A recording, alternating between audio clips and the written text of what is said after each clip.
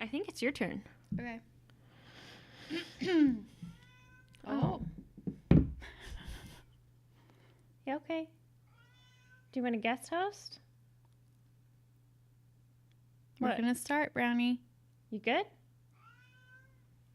What should we do? Just let her me in. Okay. 3, 2, 1. Welcome to The Peaceful Truth, the podcast where we talk about feminism, feminist issues, and everything in between. You are joined by your co-hosts, Meghan Hoharts and Kenzie Meekbeck. Kenzie. It's been a bit. I know, I was just thinking that. It feels like it's been a while, too. It's been 5.5 years. 5 years. Wow. How have you been? Lots happened in 5 years. I've been good. I went back to Texas for Christmas and New Year's for a week. I had a week off work. Nice. Yeah, so it was really nice. I haven't done that actually really in my adult life much. I've taken long weekends and stuff, so that was cool. And I feel refreshed and ready for the new year. Nice. I'm ready. Are you pumped about the new year? Do you feel fresh in the new year? I feel fresh. I feel pumped. I feel ready to go. I feel like a new candle that needs to be lit. What? I don't know. I'm thinking of newness. A new candle that needs to be lit. I'm also reading a Buddhist book. Yes, this is why you feel this way. And they're like your internal light and all this stuff. So what is that? Like, you probably know that better than I do. You got to light your internal light to something like that. And everyone has the internal light. The internal flame. The internal flame. The internal light is in me. It's in you. It's in everybody. It's in everybody you love. It's in everybody you hate. It's in Donald Trump. The internal light is in Donald Trump. Okay, Kens? And that is You just put words in my mouth. And that is what combines us as one. And we all have it. Yeah. And it's the spark of divinity. I love it. I like Buddhism is so peaceful and zen. Meghan, I've been wanting to ask you this. Can you start taking me to yoga and get me into it? Yes. Would you really? Of course. Can I come to your classes and stuff, or would that weird you out? No, come to my class. Would that be something you would be excited that I came, or would you be like, nah, or would you be like, oh, please don't? I want you to come. Okay. I want you to come to my class Sunday night, 6:00. Okay. It's going to be relaxation and not hard yoga like what you like. I do like hard. So maybe once a week I can go to, or a few times a week I can go to hard, and then I'll go to yours on Sundays to restore. Yes. And restored yoga. And you need to, there's Buddhist temples in Seattle, and I've been to one of them before, and you should go. We should go. Yeah, for sure. It's a good experience. Actually, in college, I majored in journalism, and they made you do an experience that was kind of out of your cultural realm. Oh, yeah. And so I picked Buddhism because I always thought I've always thought Buddhism seemed very peaceful and like a kind, they don't classify themselves as a religion all the time. Some people I think do and some don't. But I think it would be kind of like a life path, maybe. Yeah. So I went to a Buddhist temple. Did you like it? I loved it. It was it was in Oklahoma, in the plains of Oklahoma, where there's country and it's church, the Bible Belt church city. And it's off this dirt road, basically in the woods. And it's this random Buddhist temple. That's really cool. In the middle of nowhere. And really north Oklahoma City area. And I went out there with one of my friends, and they were so welcoming and overjoyed that someone of a different background came to because they want to spread it. They want to spread, and it was so cool. They were so welcoming and so sweet to us, and taught us how to do everything, and weren't insulted by anything. And they invited us for lunch, so we stayed for this vegetarian feast that they had after. I just had a great idea. We go to the Buddhist temple that I have gone to in the past, and then we record an episode about our experience. Oh my God, that's a great idea. I know. I just thought of it. It's going to become the Buddhist podcast. It is the peaceful truth. Well, Kens, I'm so glad that you found your inner light. I haven't found, I don't think yet. I'm glad that you're on the path to find your inner light. I'm awakening my inner Buddha right now. Yes. I love it. So You need a mala. yeah, I need to go to yoga. What's a mala? This. Oh, A necklace. What does that mean? So Does everyone get their own mala? Well, you need to buy one. You need to Is get it one. customized? Yeah, you can get custom ones. So they should have 108 beads, and you use them to meditate. And so you meditate on each bead, and you walk through each mala bead and meditate on each bead. There's different forms of this type of meditation. In the one that I know, you chant a Sanskrit mantra at each bead, and then you say the words, and then each I've bead you move actually it. never meditated. Well, girl, we need to get you started. I just like worry I'll be unsuccessful. I'm so unsuccessful. The success part of meditation is when your mind has taken you to the future, or your mind has taken you to thoughts in the past, and you wiping the memories away, picturing the memories float away like clouds, and coming back to the breath. That is successful meditation. So even if you meditate for 10 minutes and the entire time you're thinking about what you have to do, but then the last 10 seconds you picture them being erased as if you are erasing the thoughts off of a chalkboard, then you've succeeded in meditation. Wow. Yeah, see, this book I'm really liking. It's called Awakening the Inner Buddha. I need to read it. I think it's really good. And like at the beginning, I was like, I don't know, like, just because I like always try to play devil's advocate to everything, you know what I'm saying? Mm-hmm. And then they just made a lot of good arguments. Like it's not religion. In this book, he says it's not exactly a religion. And I don't want to insult anyone by saying that. But it's like, I don't know, it's different. It's more spiritual. It's different. And I think some Buddhists don't believe in a higher power. So that may be considered why it's not considered a religion.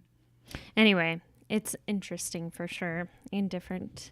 So, okay, yoga. Yes, we're going to yoga and we're going to meditate. And we're going to the Buddhist temple. And we're going to the Buddhist temple and we're recording an episode. Well, anything else you want to talk about your Christmas/New Year's? No, tell us about yours, as I took up that long period of time. Mine was great. Did a lot of fun things.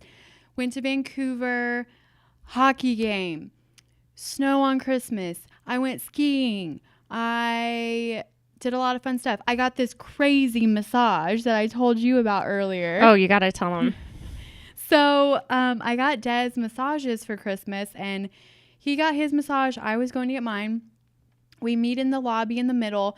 And he looked at me and he says, that was the best massage of my life. And I looked at him and said, that was the worst massage of my life.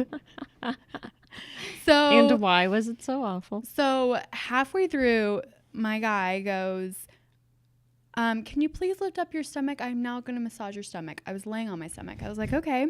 So I just like kind of lifted my stomach just so he could slide his hands over. And then he literally, depending on what side he was on, he did both the left and the right. He would find my internal organs and then just like squeeze them and massage them. And then he would stick his fingers. He would grab my rib cage and then he would stick like 3 or 4 of his fingers up underneath my rib cage and just like punch it back and forth. It was the strangest thing in my life. And then for the rest of the day, I'm going to tell you guys what happened. Oh. I was off of my period for like 2 or 3 days by the time I got that massage. My period was gone. That night, it came back.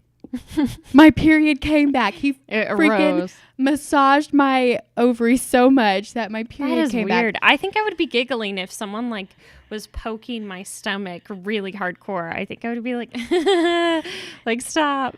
And it was just, I did not like it. And then you guys, flatulence. I had a little bit of a toot fest going on the rest of the night because he massaged my intestines so much. And then I was telling Des about how painful it was and how crazy it was. And he was like, whenever I told him that my period came back after he massaged my ovaries, he was like, next thing you're going to tell me that he impregnated you. He was like, Desmond, ew. You're like, gross. I was like, it was not sexual in any form or sense, But it was just weird to feel somebody massage your ovaries. Like, I knew that that's what was happening. That's weird. Well, yeah, I've never had that happen to me in massage ever. So, yeah, I'm only going to the girl that Tess went to. Dang, that's crazy. I prefer like to have same sex So do I. I do not like being massaged by men. I like being massaged by a woman. I was massaged by a dude once, and like he was like older and he just seemed nervous. And so then that made me nervous. Maybe he's used to massaging like older people, maybe. Yeah. So he's like nervous the whole time. And I was like, He was like, I'm going to break this little girl in half. Maybe. He's like, do you want me to pop your back? I'm like, yes. Get in there. Okay. Well, I'm glad that we both had good Christmas breaks. Now let's get back at it. Kins, what are we talking about today? Well, it was kind of your idea. So we got the idea. I'll say what the idea is first, probably. Kind of like the pressures of Hollywood, and then relating it how it kind of trickles down into real life for women. But who were you inspired by to go this direction, or not inspired by, but like read about? I heard about Judy Garland, the star of Dorothy and Wizard of Oz, and all of the crazy stuff that she went through to find success in Hollywood, and how much pressure she was under to look a certain way and to act a certain way and to be a certain way to have that success. And then in the end, was it really worth it? And kind of, I know I did my research on Judy Garland. You did your research on some other people, and kind of just about the pressures that women feel to be a certain way. Cool. I think you should go first because you have like what inspired this idea. Definitely. So I got my info from a couple of articles. One was in Vanity Fair by Johanna Desta. And then I also found quite a bit on her Wikipedia page. So when Judy Garland was 17, she was the star in The Wizard of Oz, one of the most iconic films of all time. And I believe it was the first film in color. It starts off black and white. I think you're right. It starts off black and white, and then whenever she goes to the land of Oz, then it turns into color. And then that was like this huge hoopla. That's smart. Really fast. When I was little, I asked my dad when the world turned to color. After you saw that movie, or just in general? Just because old movies were in black and white. And so I was like, when did everything get colorful? What did he say? He was like, no, it's not how it works. He was laughing really hard. So Judy Garland is obviously, a beautiful voice. What's that really famous? Somewhere Over the Rainbow. Oh my God. Somewhere. Yes, just like that. Thank you. No, but yeah, that's from Wizard of Oz too. And she's just known for her really good voice. She was also, unfortunately, led a really tormented life once she got into being famous. So in a brand new memoir that's written by her husband, Sidney Luft, he came out and said that Judy Garland was tortured by the actors who played the Munchkins. He's quoted as saying, they would make Judy's life miserable on set by putting their hands under her dress. The men were 40 or more years old, and they thought that they could get away with anything because they were small. So Judy Garland also said that one of the actors who played the Munchkins, who was about 40 years old, asked her on a date when she was only 17. Yeah. So you can, there are a lot of allegations out there that it was kind of an unstable working environment. There were actually many stories that were told about their stays in the hotels. It would feature rock star-like behavior and drunken parties. And one of the producers, Mervyn Leroy, claimed that the actors had sex orgies in the hotel, and they had to put policemen on every floor of the hotel to keep things under control.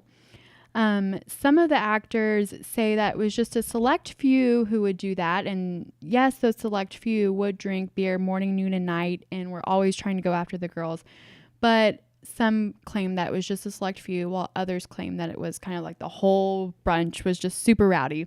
So just kind of an unstable working environment, maybe not feeling 100% safe on set.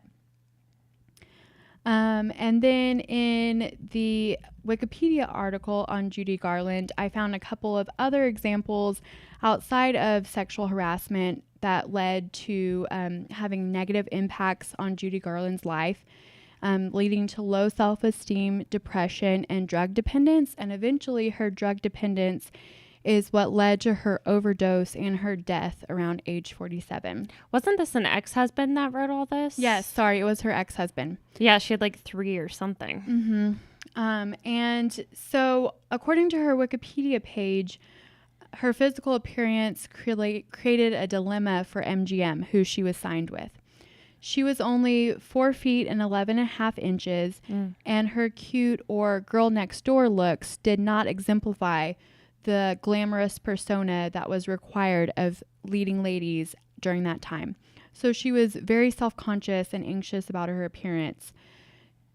Judy Garland went to school at Metro with Ava Gardner, Lana Turner, Elizabeth Taylor, all of the people who were classified as real beauties during the time. Wow. And unfortunately, Charles Walters, who directed her in quite a number of films, is quoted as saying, Judy was the big moneymaker at the time, a big success, but she was the ugly duckling.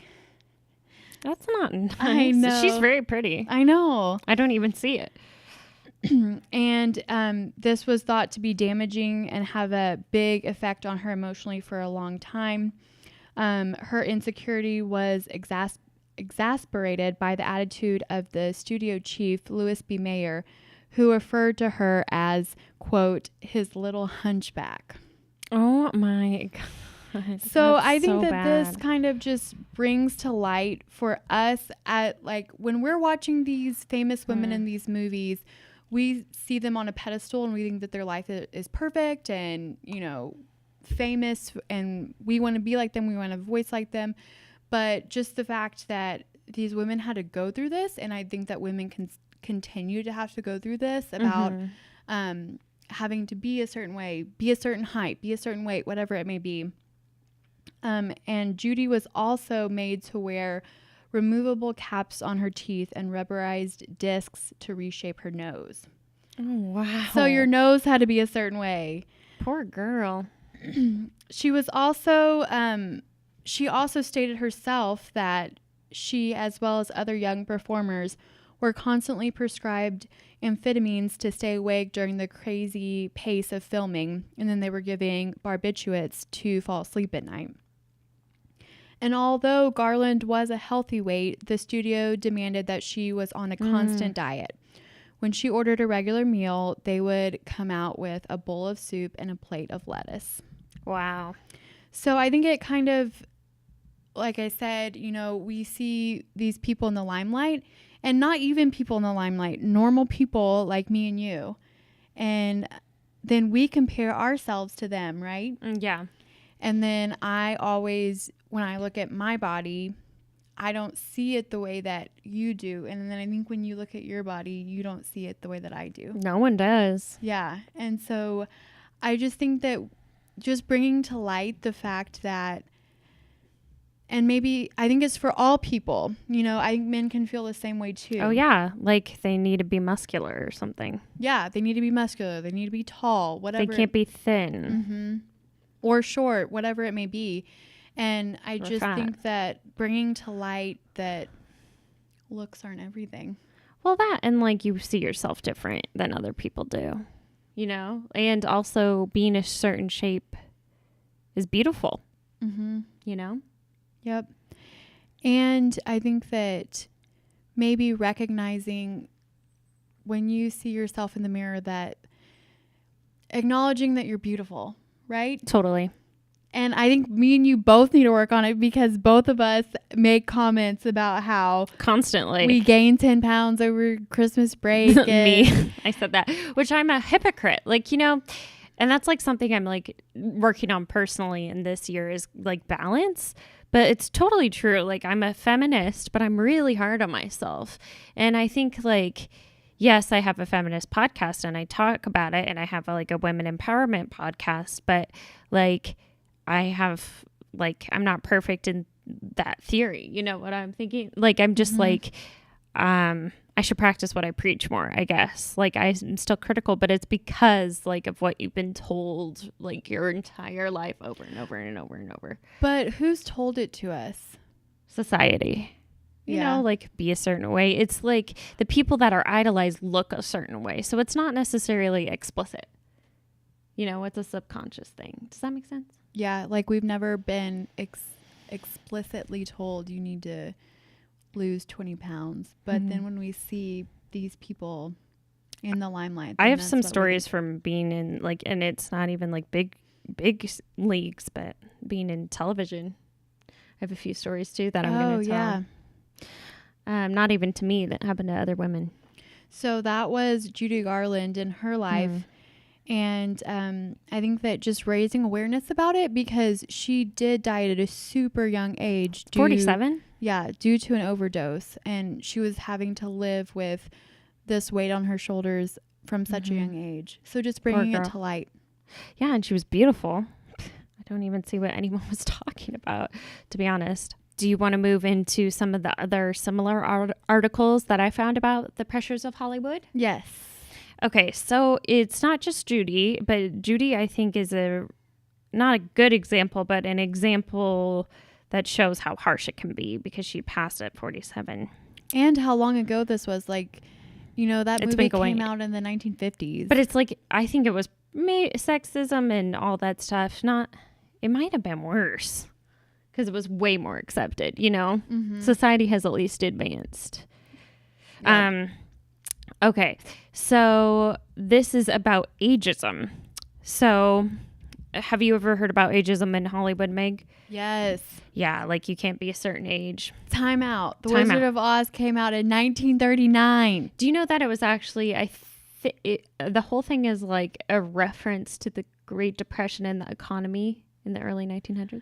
Oh, yes. It's a subtle reference to all of it. Yeah. Because it's based on a book. Is it your favorite movie of all time? No. Do you like it at all? No, I like it a lot, but it's definitely not my favorite of all time. I really like that movie. Is it your favorite of all time? Not of all time. Oh, now that you know all the sadness? Top 10. All right. It is well done. Okay. So ageism against actresses, but at what cost, Megan? At what cost? Okay. NPR. So this is an NPR article. My little excerpt on this is, but I've heard these few themes. Thank you, Brownie. These few themes throughout Hollywood in the past when I've like listened to like news and stuff. But NPR's Kelly McEvers talks with actresses Tippi Hedren. Have you ever heard that name? Nope. I think she's an actress. And these are all related. These are like 3 generations, I believe. Melanie Griffith, and Dakota Johnson, about the opportunities for women in Hollywood has changed over the generations. Oh, maybe they're not related. Maybe they are. Are they related? I don't know. Let's look down. If you scroll down, it shows who they're related to. Yeah, children Melanie Griffith. And then I know that Melanie Griffith is the mom, I think, of Dakota. Will you click on Melanie just to make sure? And is Dakota the one in that 50 Shades of Grey movie? Yes. Okay, so it's 3 generations. So it's 3 generations of actresses. So, and how they're talking about how Hollywood has changed over their generations, but they talked a lot about ageism. And at one point, Dakota Johnson, felt sad that her mother and grandmother are at more of a stalemate to continue their careers once they got older. However, Melanie, her mom, said, but, you know, the business has changed so much. It's like right now you have the opportunity to do so many things, to produce, to direct, to act. In my day, in the 70s and 80s and 90s, and it wasn't a possibility. I'm sure it wasn't when you were working, Mom. She's referring to Hedren. So, and but I mean, yes, but that just like men can act. My counter argument to that is like George Clooney could act for forever and no one say anything. Like, if you like acting, you shouldn't be forced to switch to directing, you know, because you're no longer pretty in Hollywood standards. I think everyone's beautiful at every age. I didn't mean it like that. You know what I mean? to their standards. Hedron. But there's another issue too. They don't really find women who are getting older to be fascinating enough to even make a screenplay about. I mean, they just don't write those anymore. Isn't that interesting? It is interesting. And I didn't think about the fact that, like you said, George Clooney and Harrison Ford can act for forever. Yeah, and I definitely didn't mean when you get older, your beauty has changed. I'm just saying the standards in Hollywood tell you these things. I mean, even you just know that's what Hollywood does because it's so culturally ingrained in your soul, And just like talking, and I'll talk about this more, like in America, I feel like Hollywood is a huge trendsetter for all of the culture here. I mean, like the president was on a former reality show. And he's been in movies, and so was a few others, So was the governor of California. The governor. Well, no longer. He's no longer the governor. So politicians have even been former actors. And Ronald Reagan was a former actor. Yeah, big one. Big duty. Okay, so that's ageism. And then to lose weight. This is from a Business Insider article, and it highlighted many different women who spoke out against and told their stories about how Hollywood is pressuring on weight. Jennifer Lawrence was told that she may lose a gig if she didn't lose weight. They brought in pictures of me where I was basically naked and told me to use them for motivation as for my diet, Lawrence explained. It was just that. While she didn't divulge what she said in response to the unnamed person, she told Harper Bazaar UK reporter, if anybody tries to whisper the word diet, I'm like, you can go fuck yourself. I'm reading it in context. She's obviously not someone who's ever going to stand up for body shaming. Dang. To stand for body shaming. So that's Jennifer Lawrence's take on it. We should be more like her. Ken's, whenever in our heads, whenever I say my cheeks are fat and whenever you say my pants are too tight, we should just say to that voice in our head, we should just be like, go fuck yourself. Yeah. But this was like an actual person that she was like saying that to. She doesn't even think it. That's awesome. I wish I could think like that. She probably does, but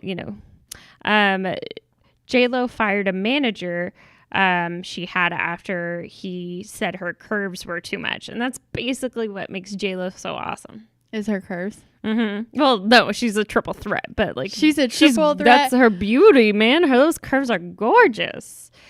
And Emma Thompson, kind of one of my favorite actresses recently because she's such a feminist. Remember, she was the one I was talking about a few episodes ago. She once stood up for another actress who was told to lose weight. Haley Atwell told her, like offset, that she was told to lose weight, and then Thompson threatened to quit the movie.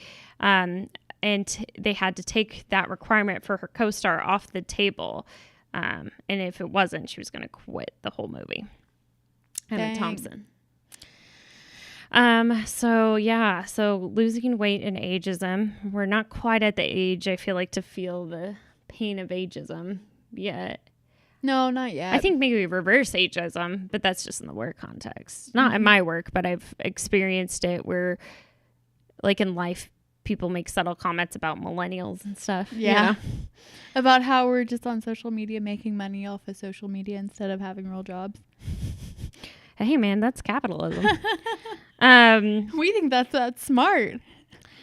So I wanted to like make a bigger point, which Megan kind of touched on for sure. But like these women in Hollywood are role models. And like even around the world, I think that's kind of what makes America so famous is the Hollywood aspect of it. Don't you think? Because you watch all the movies that come out of there. So that's why everyone's interested in American culture. Mm-hmm. So like what Hollywood sets up can impact the whole world's view on what's beauty. And so I just feel like it trickles down to the whole culture and down to other female self-esteem.